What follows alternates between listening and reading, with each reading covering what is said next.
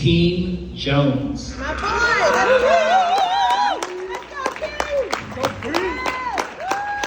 Hey, yo, what's going on? It's Keem Jones out here, man, with a leader in the community, a leader in the fashion industry, and the creator of one of Oprah's favorite things, man. For sure, yes. Oprah's favorite watch. Yeah, man. So look, standing here with KWAME Molden, and first off, you just came off giving away 200 watches here. Yeah. And you just came away from giving game at FAYETTEVILLE Tech. Yeah. So let me ask you this. Why is giving such a big part, a big thing of what you're doing? Well, one time, can you hear me? Okay. So we promote and we talk about being from Fayetteville and our community and being from HBCUs and things like that all the time. I think it's really important if you're going to be a representation of a community that you do everything that you can to support that community. And so I heard someone was like, you got to be the king of Harlem before you can be the king of New York. So we're going to actually take over the watch industry and be big in the world. We got to make sure that we're taking care of home. And that's not the reason why we give back, but it's really just want to live what we talk. We say we're going to do something. We're about education. That I need to be doing stuff for education. And I also have a true passion for education. I have a true passion for this community that raised me, and it makes me want to do as much as I can. That was the goal from the beginning. The goal from the beginning was to grow the company to a point where we can actually have a real impact on our community, right? I live in Charlotte. Our company's based out of Charlotte, but I'm from Fayetteville, so I do everything I can to come back and pour into this area. Definitely. So you're a Smith grad. It seems like you go to the more underserved schools, like Westover, Smith, out here at Hope County. How important is it to recognize these teachers not just during Teacher Appreciation Week, but all the time? Yeah, we're doing this all the time. This one really connected because the principal and the team reached out, but I went to E. Smith.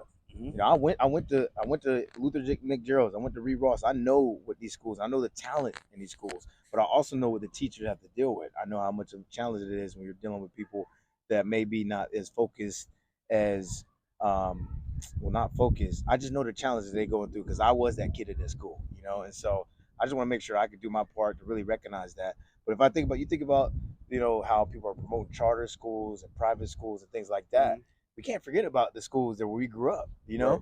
I went to E. Smith, and my grandmother was Miss E. Smith, like in the I think 50s or 60s. My aunt was Miss E.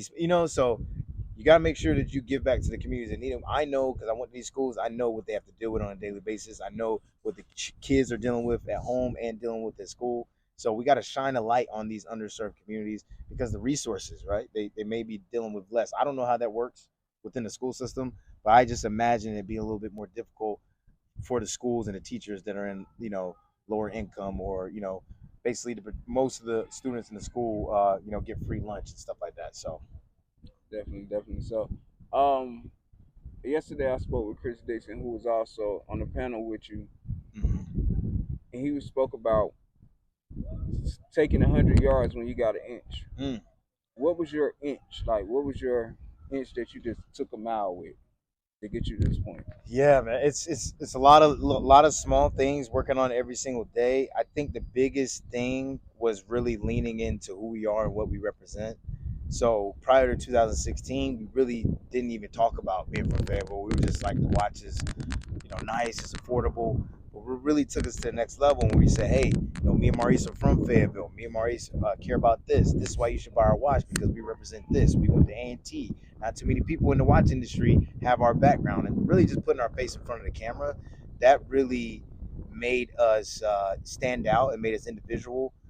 In a market where there's conglomerates, we're literally going up against the Apple Watch. Right. So it's like, how can you separate yourself from a watch a watch that you've been wearing your whole life, or a watch that we will never have a watch that's from a utility perspective compete with Apple Watch, right. But from a meaningful and a purposeful perspective, I don't think there's any watch company that has our story. So right. We start telling that story. That's where things start going to the next level, and it made it easier to kind of like communicate our stuff via social media. Speaking of your partner, how did that partnership come together, and how do you maintain it? Yeah, that's a great question. So Maurice is actually like one of my best friends.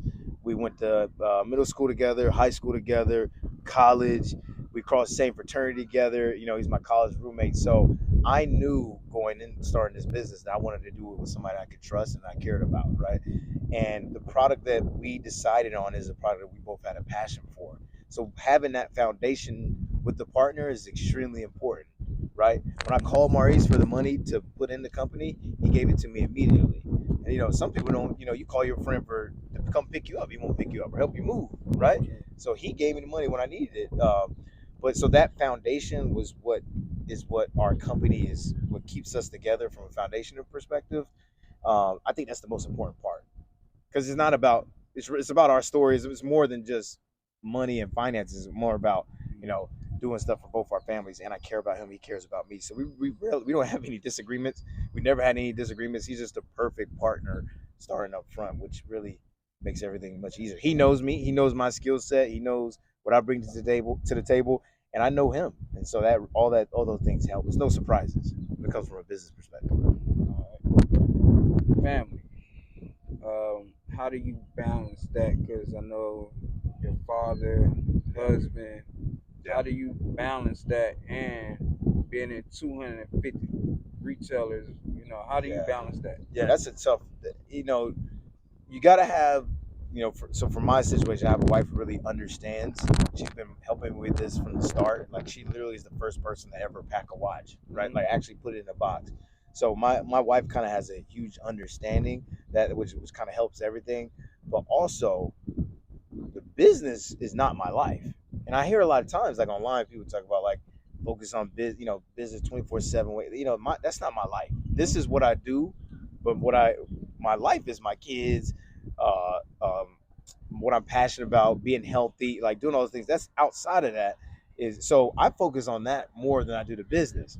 And then when it's time to do the business, I'm able to focus on that and isolate on that as much. So right now, I got my kids with me.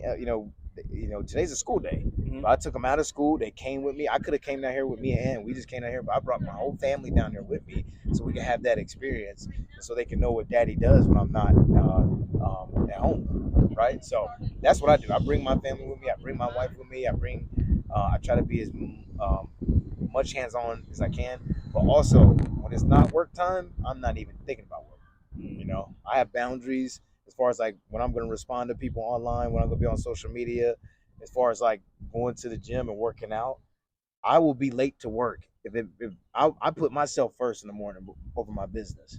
Right now, that's a luxury. That's a luxury, but it really helps me keep a level head where I'm not worried all the time or stressed out all the time because I know that it's not my life. It's just what I do for a living. Right. So you had to work to get it to a point of it being a luxury. Yeah. What was one of your biggest stumbling blocks where you was like, this might not be it? Was there ever that time? That's the most genius thing I did was I didn't quit. So I just kept, I kept putting out watches. It didn't work. It didn't hit. All right, let me put out another watch. Okay, I learned something from that. Let me try this. So I just kept trying at it. And then I actually worked a full-time job while I was growing my business, which kind of helped. So I wasn't just focused on that. That helped a lot. I think from a failure perspective, we never really had any big failures. I just really felt like I didn't get a lot of support, like starting off like I wanted to. Like I wanted like to get a huge amount of press and like get everybody wearing the watches and things like that. I had to actually go and make those things happen. So it took a long time. Like, so to get to this point, we started in 2013, it's 2024, it's like 11 years. I think over the last, 3 or 4 years when it's really, took off like how I wanted it to be. But I think those years where it was like incremental progress, I think that really helped me learn a lot, take our time and be patient. I mean, if you think about like a musician or like a rapper or something like that, and they have like a big hit really fast, but they didn't have time to really come up with their community or come up with their sound or know what they want to talk about. They just have like a big hit. And we're the complete opposite of that. We didn't have a big hit. We just kept putting out music. Well, not literally, but you get what I'm saying. We kept putting out watches one by one, building the community. And now, because we had that core fan base, when we did have that big hit, now we're able to maintain it. Because we have right now we got like 40 plus watches, and people know about us, and it's a blessing. So what's your definition of success then? Man, that's an interesting, being profitable, having a profitable company. At the end of the year, you make money. Generally, it's not a big deal, but if you're managing your expenses from a business perspective, if you're managing your business and you have enough money to keep reinvesting, it's a successful business. It's not who's going to wear your product or who's going to do what. It's all about if it's an actual business. Now, if it's not taking off and it's not, you're not profitable at the beginning, that's okay. But at some point, your business has got to be profitable, and that's one thing that I make sure I tell everybody is that so you're not in debt and taking on a lot of money. Make sure that you're managing your expenses and everything in a good way. If people like your product, so if people come back, like if using a musician example, if people are actually listening to your music on a monthly basis, you're successful. That means people like it, right? So for me, if people actually buy my product, that means that people like it. So sometimes I get discouraged. I'm like, okay, we didn't have a good week of sales like I want to. But if people actually buy the product, even if it's one, that means somebody likes it. That means you're doing something right. And so building on that, if people aren't buying it, then maybe something's up there. But there's always room for improvement and things like that. But success is relative. Success for me is being in a position where I can actually maintain my current lifestyle from a financial perspective and do things like this, like give back to the community, people actually caring about what we stand for and things like that. That's how it is. That's how I define it. Now, take away every dollar, nobody knowing you, not being able to give away. Yeah. What motivates you to get up and create these watches? Yeah, my passion. Like I legitimately have a passion for what I do. I think of, like somebody that plays football, they may like playing football. I think for me, I really enjoy growing this business and I'm excited about waking up in the morning. I'm not doing it just to make money. Like the financial number is not something that I'm looking at. I'm looking at like the bigger picture, like how do we move the company? Like I'm interested in that, like kind of like that. I think J. Cole said there's beauty in the struggle. Yeah, and so I really like that whole okay, you wake up, try again. Let me try again. So I just have a passion for it, and I think that's really important with any type of business or anything that you do. If you don't have a passion for it, then it's gonna become miserable.